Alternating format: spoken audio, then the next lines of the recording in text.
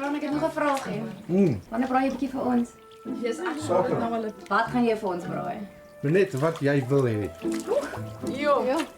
As ek elke naweek kan braai sal ek. En ek bly tans alleen. As daar 'n naweek oop is, braai ek sommer by myself. Ek dink dit is belangrik dat 'n man daarom kan braai of ten minste probeer. Die beste braai in my opinie is dit moet op hardhout kolle wees, maar die heel belangrikste kan nie almal trust met jou vleis nie. Dis nie jy's 'n vleismens. Ja, kosie. Dik of dun? Hang af van die snit.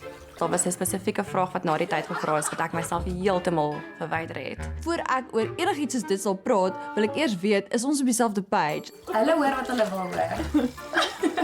Ek praat natuurlik van braaivleis. Ek weet nie van praat hy nie. Dis almal 'n bietjie stout te kyk. Check lag. Nee, ek lag. Almal het 'n stoute kant aan hulle. Wie het nie? Ek. Ek sal sê Roan hy lyk nie vir my soetie. Want dit is maar iets wat huwelik opspice, as ek dit so kan stel. Jy moet definitief bietjie spice in 'n verhouding hê. Dit moet lekker wees, moet fun wees. My ma gaan my doodmaak. Maar ek voel dat as hulle nie 'n stoute kant gehad het nie, was ek nie vandag hier nie. So hulle kan nie judge nie. Hoekom dink jy ek is soet nie? Ek dink jy's soet, maar stout vir die regte persoon. You know. O, gaan ons daai kant toe. Ek tog ons praat nou eers net oor. Nee, kom ons gaan maar aan met dit. Julle.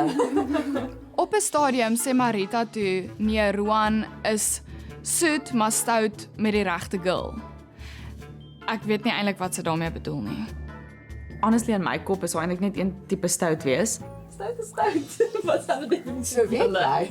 Nee, ek dink net so. Okay. Ek het nog nie geleentheid gehad nie, maar ek sal graag wil weet. Jy kan nou uitvind as jy wil. As jy so graag vra. Dis nou jou kans, stout.